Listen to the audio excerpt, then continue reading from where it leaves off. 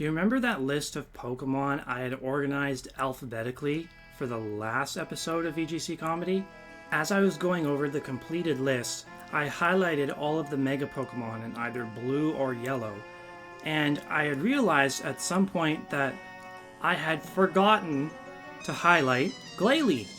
I had just completely forgotten that Glalie had a Mega Evolution. I mean, can you really blame me?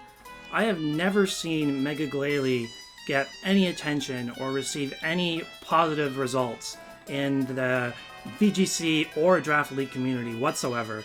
In fact, I've probably seen regular Frostlass used more often than Mega Glalie, and now that Mega Frostlass exists, Glalie is more irrelevant than ever.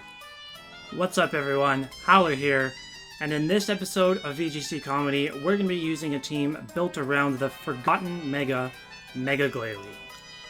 In their respective base forms, both Glalie and Frostlass have a base stat total of 480, with Glalie having 80 base stats across the board, and then Frostlass having a higher speed stat at the expense of its HP and defenses. But then, upon Mega Evolution, Frostlass gets even faster, more offensive than Mega Glalie, and its ability activates the snow, which makes it bulkier than Mega Glalie, and more powerful, being arguably the most powerful Blizzard user in the game. So originally, I wanted to see if Mega Glalie could outdo Mega Frostlass by firing off refrigerated boosted hyper voices. In other words, overtake Mega Frostlass as the best Blizzard user in the game by using a more powerful special spread type attack. But then I realized Mega Glalie doesn't get Hyper Voice. So what the heck are those extra base 40 special attack points for? Well, I guess in that case, we're just gonna have to run Explosion. At 250 base power, Explosion is the most powerful move in the game, and Mega Glalie transform it from a normal type move to an ice type move, which means there is nothing immune to Mega Glalie's Explosion, which is why I wanted to partner it immediately with a telepathy user so that my partner Pokemon could move without having to protect itself from taking damage from my Mega Glalie's Explosion. I believe there are currently 4 Pokemon available in Pokemon Champions with telepathy, but I decided to go with Noivern so I could immediately set up Tailwind and allow Mega Glalie to actually get the explosion off in the first place. So then you might be wondering, well, how do you win the game after your Mega Glalie KOs itself with Explosion? Well, just click Parasong. It's actually quite the straightforward strategy. Leave Glalie and Noivern, set Tailwind, explode, hopefully we get 2 KOs with the explosion, and we can get the last 2 KOs by clicking Parasong. Now, all that's left for us to see is if Mega Glalie can explode its way through Ultra Ball tier. As we get into some battles now, just a reminder that I like to stream some of these battles on my Twitch channel. That's PlatinumHowler 14 on Twitch, so you may hear my voice in the background at times during some of these replays, and just try to ignore that. But here, whenever we face off against a Sneasler or any fake out user, I like to just double protect on the first turn, and Glalie before it Mega Evolves actually has Moody. So we get to gamble on some stat boosts, and when we get an attack boost, that feels really nice. And we got an attack boost here, so we're at +2 attack after the first turn, but then Manectric will Mega Evolve, bring us down to +1 attack, which is more than enough attack that we need to get a powerful explosion off. Now, I was worried that I wouldn't get my Tailwind Explosion combination off here against the Mega Manectric, because Mega Manectric is faster than my Noivern, so it does get the Volt Switch off before Noivern can set Tailwind. And I was worried, of course, that Manectric could have a Fire move to KO my Glalie before my Glalie can explode, but luckily for me, they likely don't have the fire move because they have rain in the back.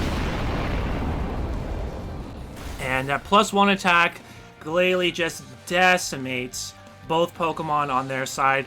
Luckily for us, there's no Focus Sash on the Sneasler, so Glalie's gonna go down, our Chaladon's gonna go down, and this Sneasler's also gonna go down. So most Archaladon are actually just naturally bulky enough to survive Explosion if Glalie doesn't have an attack boost. I usually see Explosion do about 85% at a neutral attack to Archaladon, so it really helps us out there that we got the attack boost from Moody. Always fun to play around with. And now we have a 3-2 lead. We bring in our Politoed, and they have the dreaded Basculegion in the back.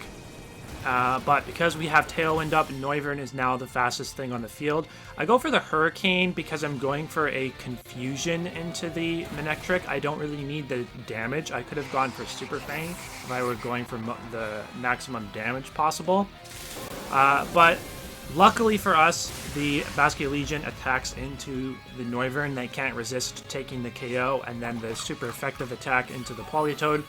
But I am super confident that Politoed, with its virtually max special defense training, can survive a hit from the Mega Manectric and get the Parasong off. So, because Basculegion moved before their Manectric, they are likely a Scarfed Basculegion. They could also be Swift Swim.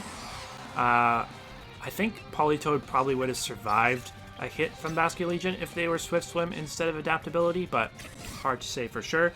But now that we've got the Parasong off, all we have to do is protect and protect with both Pokemon to just stall out the turns of Parasong. Heliolisk never even heard the Parasong, so they have to KO the Heliolisk if they have any chance of winning the game.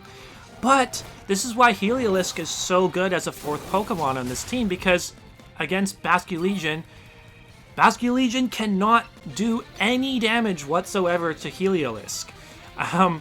With Dry Skin, Heliolisk is immune to Water-type moves, and its normal typing and makes it immune to Ghost-type moves as well.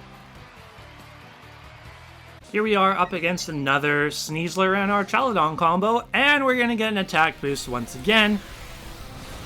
So Glalie can do its thing and get a double KO. At the expense of itself, of course. Critical hit on the Archaladon does not matter. With the +2 attack, we are KOing pretty much everything that doesn't resist the Ice-type Explosion, of course. And now it's a waiting room for Politoed in the back. We click Parasong. They only have 2 Pokemon left. We have a 3-2 lead. You know how this goes. It should be a good position for us. What could possibly go wrong? Well, you will see here that the Melodic on their side has a Quick Claw. Okay, what can Melodic do to threaten Politoed? Well, it can put Politoed to sleep and prevent Parasong from going off. Can you imagine 20% Quick Claw activation plus a 60% accurate Hypnosis lands into the Politoed? We can't get our game plan off, and we still have a game.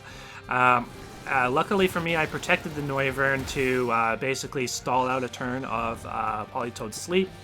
The first turn, the turn that they put us to sleep, that was Politoed's first turn sleeping. Now that was Politoed's second turn sleeping. So we actually should have outsped that Melodic had the Quick Claw not gone off, because we have Tailwind up.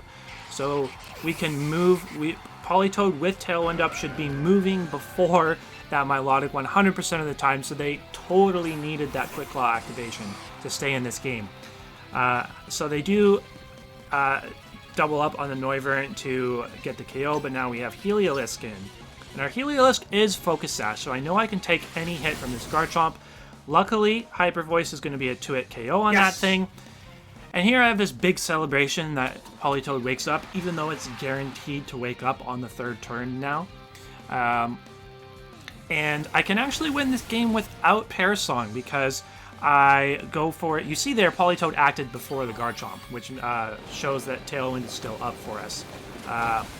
Politoed will act before any Garchomp that's not Scarfed under the Tailwind. And we managed to lock the Milotic into Muddy Water, so it can't go for Hypnosis anymore and cause problems for us that way. And a Milotic locked into Muddy Water is only going to be healing our Heliolisk, not doing any damage to it at all. So once that Garchomp goes down, the battle is over. And once again, Heliolisk with its dry skin clutches up for us in the endgame. So you've seen what happened when things go well for Glalie. Now you can see what happens when Glalie is sad. The opponent goes for Protect as we explode. And they also pivot in their Focus Sash Whimsicott. So their Whimsicott's going to survive the explosion. And they now have Encore pressure on our Noivern that's gone for Tailwind. The Focus Sash Whimsicott, generally speaking, very annoying Pokemon for this team to go up against. I have Lumberry on the Noivern, but I think it's fair to consider Mental Herb instead, so it's not threatened as much by Encore. Here's another example of a really difficult lead for us to deal with. King Gambit is something that is not going to take very much damage from an Ice-type explosion, or a normal-type explosion for that matter. And they also have Whimsicott on the field, so the Whimsicott is going to survive with its Focus Sash, and the combination of Super Fang and Explosion still does not KO King Gambit because it is so bulky. We could consider Flamethrower on Noivern if it's a max special attack Noivern, but Noivern just isn't strong enough to be doing over 50% to King Gambit with a non-stab Flamethrower, if you can believe it or not. But here we have Politoed to bring in. The good thing about Politoed and Muddy Water is that it can finish off Pokemon that are weakened that we failed to KO with the explosion. Anyways, here's another game where we got an attack boost with the Glalie, and we're actually not going to explode here. We sacrificed our Noivern to set Tailwind on the first turn. It just went down to a Hyper Voice. But now we're in a decent position because we can sit on the Sylveon for a one-hit KO, and we can Muddy Water the Talonflame for a one-hit KO. It was nice to get Politoed in there just at the range so that Talonflame, if they wanted to Flare Blitz our Glalie, it was not going to one-hit KO us. But now in comes Lopunny and our Archaludon, and this is still going to be tough for us to beat because we have Tailwind up, but they also have Tailwind up because their Talonflame set up the Tailwind on the first turn. So we're at even speed here. We don't have any advantage from our Tailwind.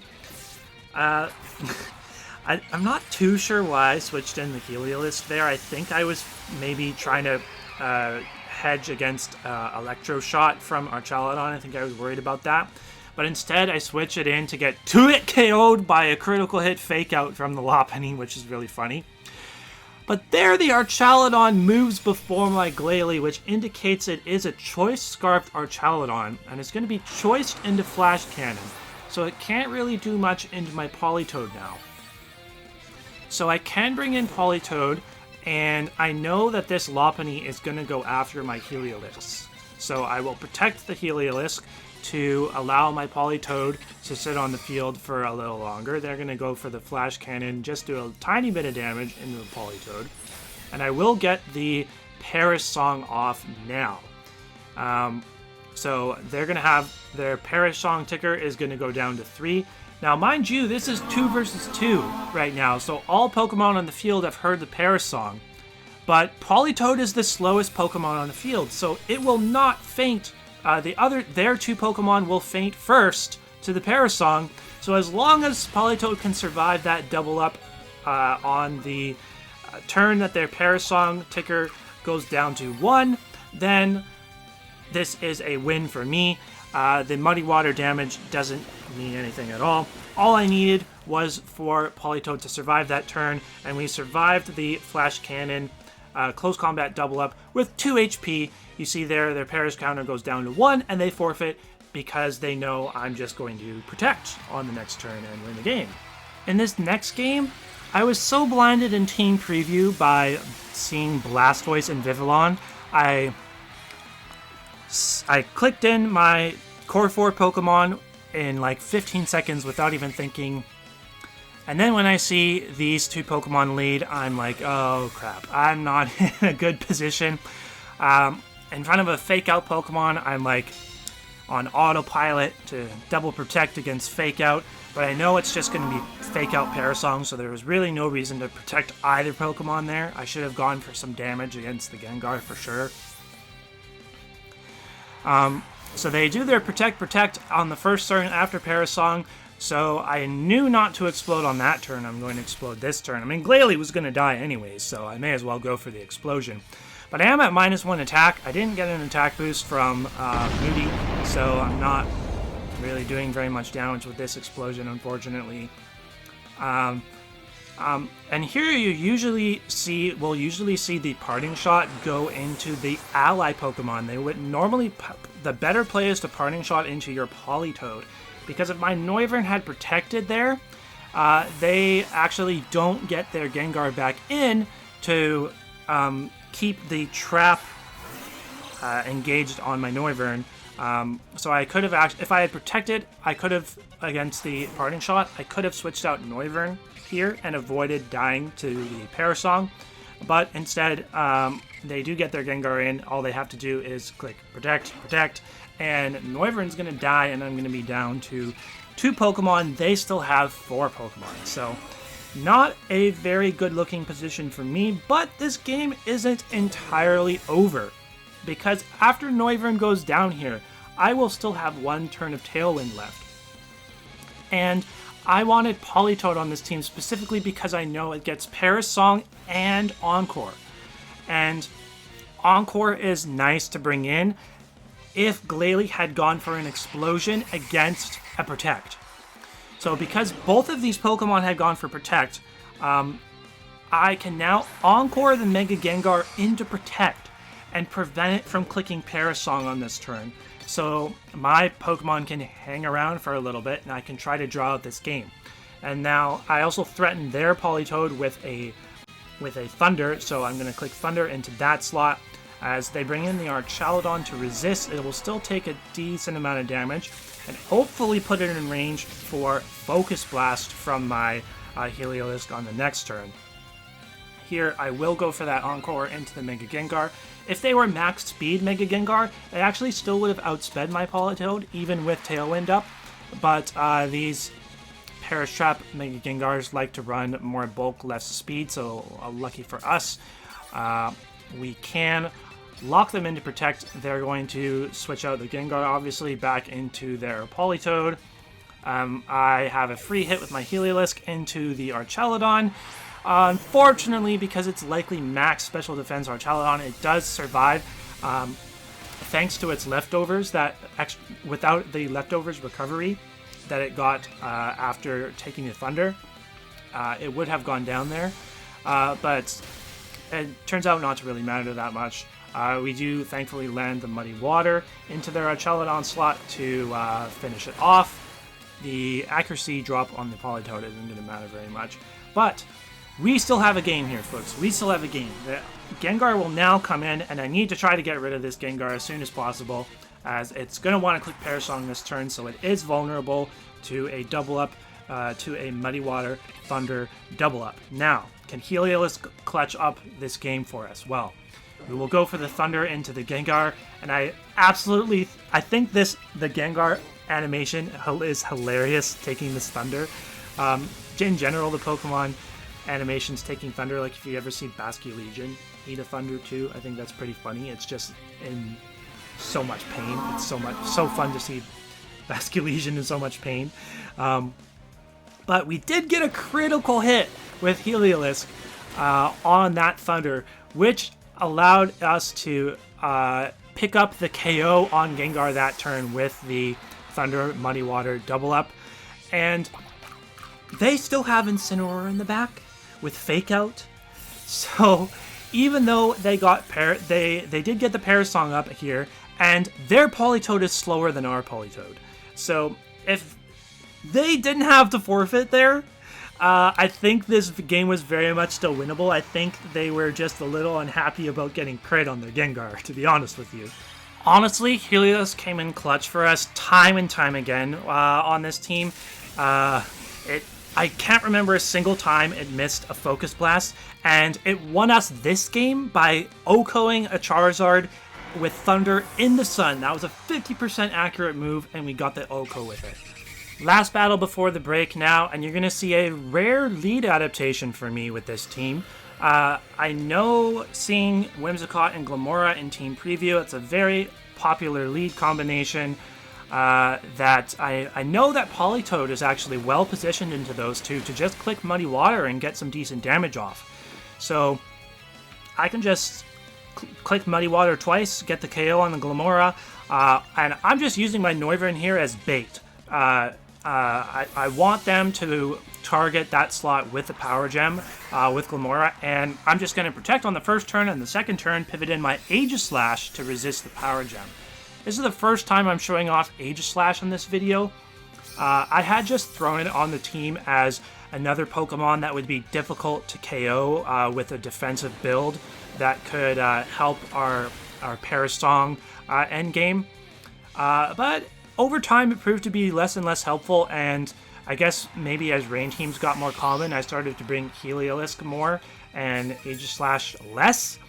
But still, in this, it is pretty good in this matchup in particular. We take the Glamora, they got no value out of their Glamora whatsoever. And now all I need is one more KO on that Whimsicott, and I can win the game with Parasong. So they do have Mega Frostlass here, so if we can beat the Mega Frostlass team with the Mega Glalie team here, we are just goated, right? So we just need the Aegislash to take a Shadow Ball from the Frostlass so we can then go for an Iron Head KO into the Whimsicott. We are more physically defensive. We probably should be more specially defensive, to be honest. I just built it more physically defensive because I have this Politoed that's more specially defensive, so we have physical defense and special defense. But I think special defense would probably be better. Thank God we actually hit both of our Muddy Waters against that Whimsicott, because if it were bulkier and we had only hit one of them, that Iron Head's actually not a guaranteed KO because we are not attack invested on this Aegislash. We are defensive as possible, trying to take a wide range of hits. But now we can just protect the Aegislash, and hopefully we get this Parasong off with the Politoed. They go for a Blizzard. Please don't freeze the Politoed like the Melodic earlier got the luckiest sleep of all time against our Politoed. And their Corviknight actually speed invested. They're faster than our Politoed, but they are going to be very sad that their Corviknight cannot set up for them and win for them in the end game. After they see this Parasong, they know that they are doomed. And once this Perish count ticker ends, they realize that their Mega Frostlass team is going to lose to the Mega Glalie team. Haha! We didn't even bring Mega Glalie to this game, but we're still going to take that dub because, well, they don't know that we didn't bring Mega Glalie to the game. Now I'd like to take a moment and thank you all for watching this video up until this point. If you've enjoyed what you've seen so far, please leave a like on the video and consider subscribing to the channel to stay tuned for more episodes of VGC Comedy to come in the future. And maybe comment on some potential changes that you might want to see in this team. Particularly changes to adapt to the new Regulation MB metagame, as all of the footage that you've seen in this video were Regulation MA battles before the new Megas were introduced. So you could consider maybe dropping Aegislash altogether, choosing a different Pokemon instead. I mentioned the Mental Herb on Noivern as well. And maybe just reconsider some of the EV spreads, like you could maybe consider making Noivern a little more offensive and less HP invested, but stuff like that. There is a sixth Pokemon on this team that we haven't been able to show off yet, but we will be showing off the Paldean Tauros Aquaform in these last couple of replays. And Glalie also has a 4th move on it, and it's Frost Breath, which is a guaranteed critical hit on anything that it targets.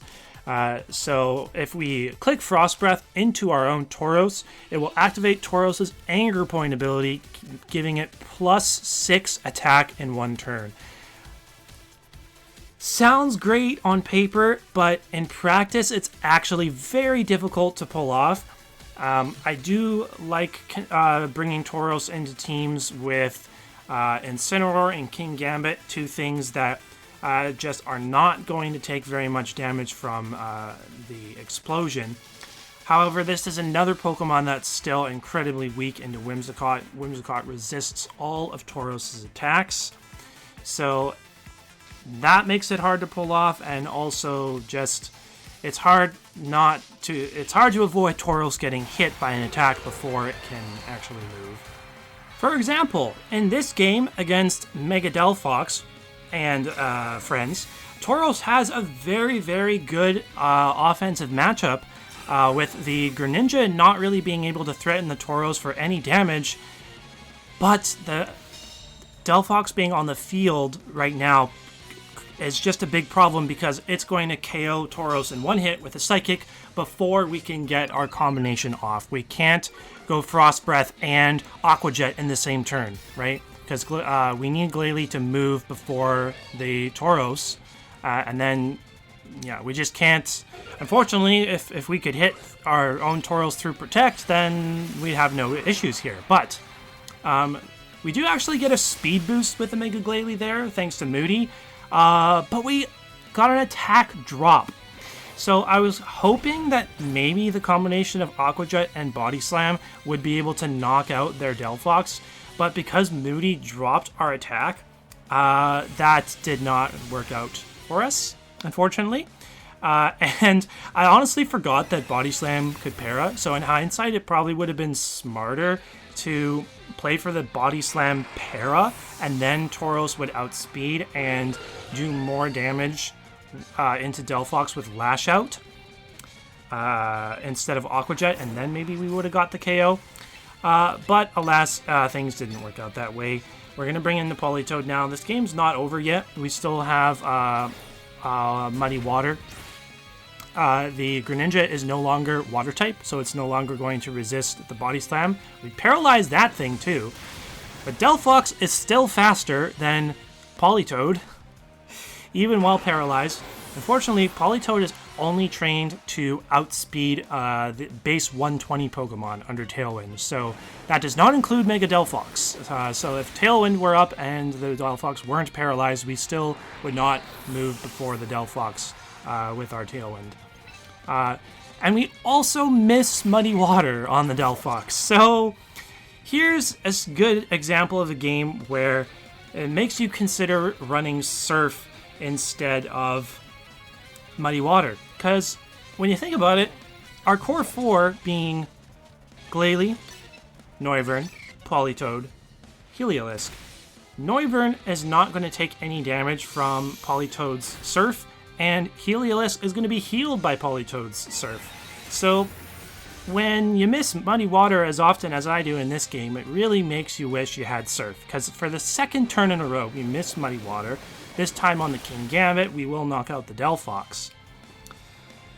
But because we missed the King Gambit, it's now not going to be in range to die from another Muddy Water. You see they have Talonflame in the back. And yeah, just like a lot of things weak to Aqua Jet from Tauros and Close Combat from Tauros. So if we had been able to pull off the Anger Point strategy here, like, we would have been in pretty good shape. We would have had to play around Gale Wings on Talonflame though, but as long as we got Tailwind up with a Noivern like we did on this turn, then our Aqua Jet priority would have moved before their Brave Bird priority. And we go for Muddy Water for the 3rd turn in a row, and we miss another Muddy Water. If we had Surf, I guarantee you we would have won that game, but them's the breaks. However, in the final battle of this video, things are going to go our way this time, and it's against a Mega Frostlass team, no less, all the sweeter. I must apologize for the poor quality of the footage in this video. I can't really explain why the video just froze as many times as it did, because I was not dropping frames on OBS playing this game. It was the last game of the stream that I did here, but I simply could not exclude this game from this video because we got the Frost Breath into our Tauros, and as they double protected in front of us, like literally could not have drawn up that first turn any better.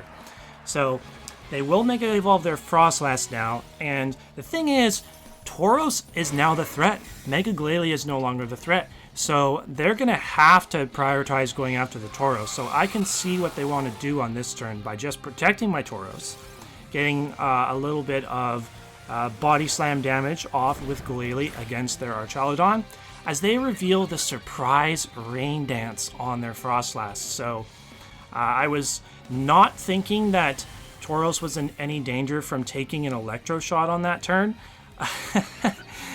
so long as I didn't decide to switch in my own Politoed, that is. But luckily I avoid eating an Electro Shot there, and now I know I need to go after the Archaludon, and that the Archaludon is the threat, and Frostlass just needs to be ignored for now. So, lucky for me, they switch out the Frostlass.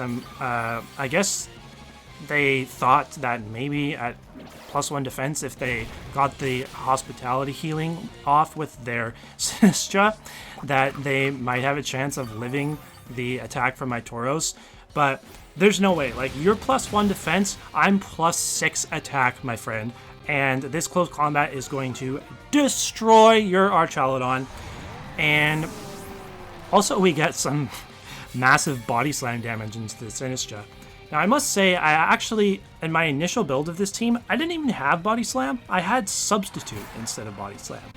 And the reason for that was because I was just going all in on the explosion strategy, and I could substitute on like predicting opponents to protect. So I could like explode on the next turn after they've burned their protect. But it turned out that it was just very difficult to predict when the opponents were going to go for protect. So substitute wasn't very useful. But you could consider substitute instead of Frost Breath if you didn't want to mess around with this Anger Point strategy. Anyways, once again, we can protect our Tauros because Tauros is the threat. And this time we will explode with our Mega Glalie because I want to get Heliolisk on the field now because their Basculegion is threatening our Tauros. In fact, both of their Pokemon are threatening our Tauros because Tauros can only knock out one Pokemon at a time, but both Sinistra and Basculegion threaten Tauros for a lot of damage right now. So I explode, get some big time damage off against their Basculegion, but more importantly, get my Heliolisk on the field for free. So I threaten their Basculegion with my Heliolisk, and then I can deal with the Sinistra with Tauros.